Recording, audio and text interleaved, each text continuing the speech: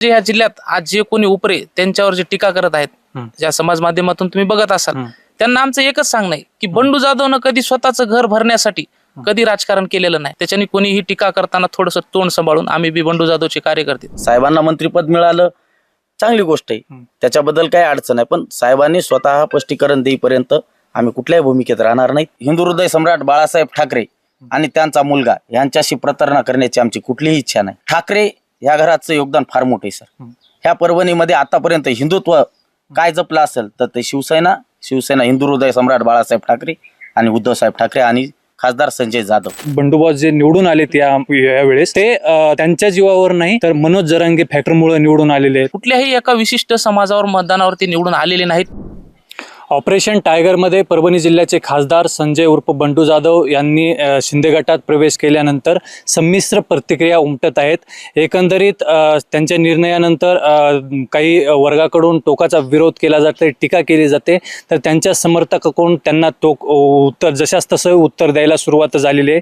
माझ्यासोबत काही बंडू जाधव यांचे समर्थक आहेत, आपण त्यांच्याशी बातचीत करणार आहोत. एकंदरीत खासदारांनी सध्या शिंदे गटात जाण्याचा निर्णय घेतलाय, त्याच्याकडे तुम्ही कसं पाहता?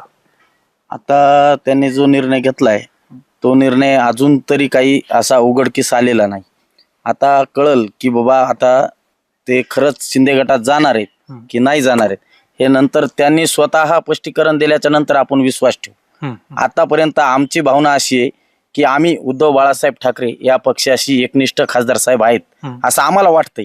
पण स्वतः खासदार साहेब ज्या दिवशी स्पष्टीकरण देतील त्या दिवशी आम्ही या गोष्टीवर म्हणजे अजून तरी खासदार गेलेले नाहीत असं आमचा विश्वास नाही. लोक काय म्हणते त्याच्याशी घेणं देणं नाही. त्यांनी त्यांच्या तोंडातून आम्ही आतापर्यंत निष्ठावान हे शब्द ऐकलेला आहे आणि तो बाळासाहेब ठाकरेचे शिवसैनिक आहेत. त्याच्यामुळं ते जे त्या दिवशी स्वतःहून आम्हाला स्पष्टीकरण देतील त्या दिवशी आम्ही हे सत्य मानू. कदाचित असं समजू की त्यांनी शिंदे गटात प्रवेश केलाय, तुमचा सगळ्यांना पाठिंबा आहे त्यांना? नाही, त्यांची प्रतिक्रिया आल्याच्या नंतर आम्ही आमच्या प्रतिक्रिया कळू. तोपर्यंत आपण वेटच्या परिस्थितीत राहू. आपण पाहू नंतर काय होतं. सध्या समाज माध्यमांवर संजय जाधव यांच्यावर टीका होते की 3 वेळेस त्यांना खासदार म्हणून निवडून दिलं आणि आज तुम्ही गद्दार झालात. काय प्रतिक्रिया काय? तसं काय हे नाही, अजून काही म्हणजे कळालेलं नाही ना आपल्याला. ते म्हणालेच गेले म्हणून काय आपल्याला काय अजून स्पष्टीकरण झालेलं नाही त्याचं की ते गेलेत म्हणून. ज्यावेळेस होईल त्यावेळेस आपण हे करू त्याचं. तर सध्या परभणी जिल्ह्यात ठाकरे जे संजय जाधव आहेत त्यांनी कुठलाही निर्णय स्वतः वैयक्तिक तोंडातून न बोलून दाखवल्यामुळं त्यांचे जे समर्थक आहेत ते सध्या वेट अँड वॉचच्या भूमिकेत आहेत. निष्ठावंत म्हणून तुम्ही गाडीवर बंडूबॉसचा फोटो लावलाय, निष्ठा उरली का? बॉस तर गेले शिंदे गटात. आमची निष्ठा ही बंडू जाधवशी आणि त्यांची निष्ठा ही बाळासाहेब ठाकरेंशी होती, आहे आणि कायम राहील. कारण दुसरी गोष्ट म्हणजे ह्या जिल्ह्यात आज जे कोणी उपरे त्यांच्यावर जे टीका करत आहेत, ज्या समाज माध्यमातून तुम्ही बघत असाल, त्यांना आमचं एकच सांगणं आहे की बंडू जाधवनं कधी स्वतःचं घर भरण्यासाठी कधी राजकारण केलेलं नाही आजपर्यंत. सर्वसामान्य कार्यकर्ता त्यांची जी ताकद आहे, जे 2 वेळा आमदार आणि 3 वेळा खासदार, हे काय पक्षाच्या जीवावर नाही झालेले. ती त्यांची वैयक्तिक ग्राउंड लेवल पर्यंत सामान्य कार्यकर्ते, माझ्यासारखे कार्यकर्ते त्यांच्याकडे आहेत, म्हणून ते आज टिकून आहेत. हा ठाकरे ब्रँड त्यांच्या पाठीमागे होता ना. निश्चितच होता. काही त्याच्यात हे बघा, बंडू जाधव जे आज तुम्हाला जे दिसतंय मीडियावर की तिकडे गेले, शिंदे गटात प्रवेश केला, हे सत्य असेल किंवा खोटं असेल ते आता तुम्हाला कळणारच आहे, 2 दिवसामध्ये येते. पण दुसरी गोष्ट म्हणजे त्यांनी उद्धव साहेबांवर नाराज नाहीत. ते जे जिल्ह्याचं स्थानिकचं राजकारण आहे त्याच्यावरती नाराज होऊन त्यांनी हे निर्णय घेण्यास भाग पाडले. आणि दुसरी गोष्ट राहिला आता परभणी जिल्ह्यातला, लोकांना काय वाटते, इतक्या दिवस लोक ओरडत होते त्यांच्या नावानं विकास झाला नाही. आता विकास करायला चालले तर जाऊ द्या ना, तुमचं का दुखायले? बरोबर आहे का? आणि दुसरी गोष्ट राहिली ती अयोध्या पोळ. तिचा एक आमच्याकडे बघा फोटो आहे, साईडला पांडुरंगाची मूर्ती आहे आणि ती बियर पेताना आहे का, दाखवा. काय अयोध्या पोळचं काय म्हणणं? त्यांचं म्हणणं काय, तिचे गारवाच्या भाषेत, अहो ते वारकरी संप्रदायातला माणूस आहे, पायानं वारी करतो, त्यांच्यावर असं आरवाचे बोलणं ठीक नाही. त्या महिला आहे शेवटी. आता आम्हाला पण बोलता येते, पण खासदार बंडू जाधवची शिकवण नाहीये कोणालाच, त्याच्यामुळे आम्ही त्यावर भाष्य करणार नाहीत. फक्त एकच आहे की त्यांनी थोडीशी जीभ सांभाळून बोलावं. आणि जे कोणी कार्यकर्ते असतील, आजपर्यंत बंडू जाधवच्या जीवावरच मोठे झालेले आहेत, जे कोणी पदाधिकारी आज त्यांच्यावर समजा टोकाची भूमिका घेऊन टीका करत आहेत, त्यांनी ही गोष्ट थोडीशी लक्षात ठेवायला पाहिजे. जर समजा बंडू जाधवांनी शिंदे गटात प्रवेश केला तर त्यांना जवळपास राज्यमंत्रीपद केंद्रातलं मिळण्याची शक्यता आहे. त्यांना जर केंद्रीय राज्यमंत्रीपद मिळत असेल तर त्यांनी घेतलेला निर्णय योग्य मानता येईल का? सगळ्यात महत्वाची भूमिका आहे का सर ही भाजप पक्षाची. सध्या भाजप पक्षानं काय केलंय, तुम्ही देशावर प्रेम करता, तुम्ही देशाचे पंतप्रधान आहात, तुम्ही राज्याचे मुख्यमंत्री आहात, तुम्ही असं कसं म्हणू शकता की आम्ही विकास फक्त तुमच्या पक्षात आल्यावरच करणार? असं कुठं असतं का? आपलं डॉक्टर बाबासाहेब आंबेडकर यांच्या संविधानानुसार आपला देश चालतो, राज्य चालतं.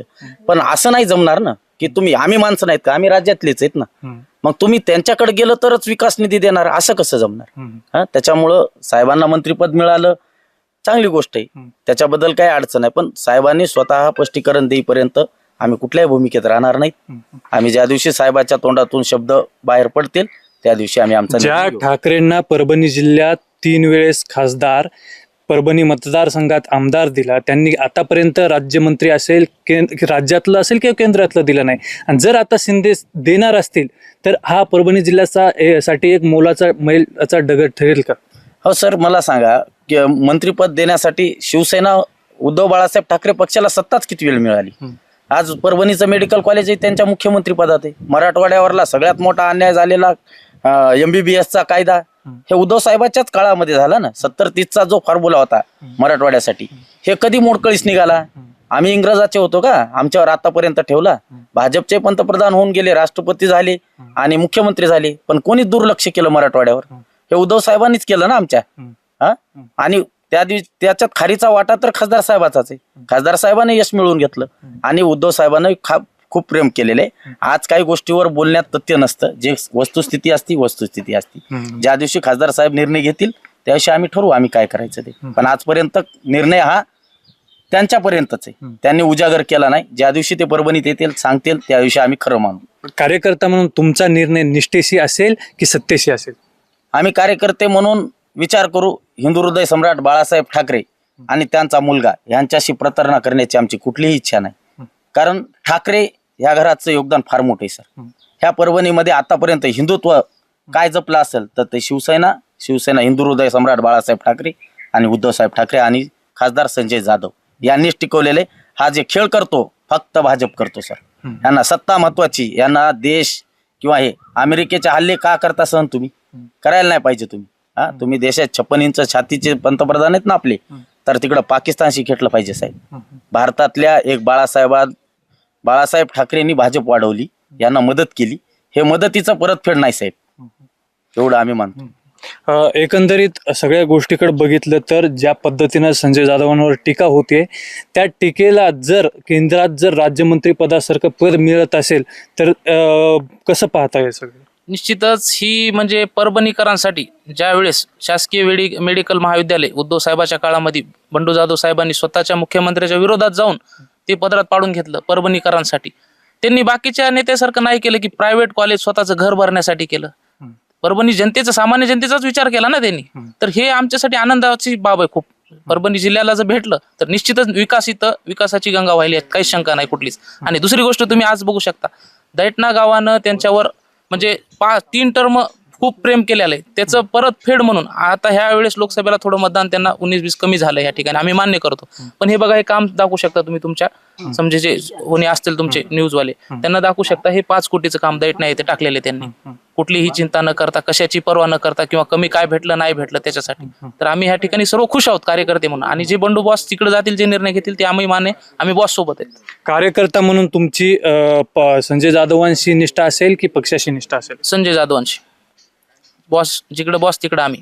कारण बॉसला तर ठाकरेंनी उभा केलंय. हो केलंय, बरोबर आहे. पण आता कसं असते, एक वेळ आलेली असते पक्षावर की काय ठिकाणी काय निर्णय घ्यावे लागतात. ज्या ठिकाणी बॉस आज समजा तळागाळातले कार्यकर्ते, पक्ष ह्या गोष्टी नाही बघत आहे ना. आज कार्यकर्ते सांभाळायचं काम या जिल्ह्यामध्ये फक्त बंडू जाधवच करतात. तळागाळातल्या कार्यकर्त्यांना सर्व मदत करणे, काही गोष्टी असतील अडी अडचणीत साथ देणे, तेच करतात ना. तर त्यांच्याशीच आम्ही प्रामाणिक राहणार. या सगळ्या परिस्थितीमध्ये आणखी एक आरोप केला जातोय की बंडूबॉस जे निवडून आलेत यावेळेस ते त्यांच्या जीवावर नाही तर मनोज जरांगे फॅक्टरमुळे निवडून आलेले आहेत. जवळपास तुम्ही आता मतदानाची आकडेवारी काढू शकता, तिथं 6 लाख मतदान त्यांना पडलेलं आहे.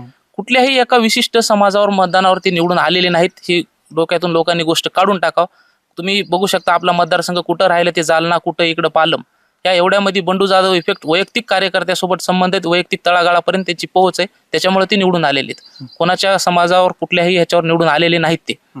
जी एकंदरीत सगळी टीका होते त्या टीकेला तुमचं काय उत्तर असेल? टीकेला उत्तर एवढंच आहे की दुसरी गोष्ट लक्षात ठेवा, आणखीन इथून 3 वर्ष बंडू जाधव खासदार आहेत आणि आता ते निश्चितच तुम्ही जशी माहिती सांगायला ते मंत्री होणार आहेत, त्याच्याने कोणीही टीका करताना थोडंसं तोंड सांभाळून, आम्ही बी बंडू जाधवचे कार्यकर्ते एवढंच सांगतो सर या ठिकाणी. एकंदरीत बघितलं तर जी पद्धतीनं संजय जाधव यांच्यावर टीका होतीये किंवा संमिश्र प्रतिक्रिया येत आहेत त्यावर जोपर्यंत संजय जाधव स्वतः वैयक्तिक स्पष्टीकरण देत नाहीत तोपर्यंत तरी काही कार्यकर्त्यांनी त्यांचा निर्णय आणखी घेतलेला नाही.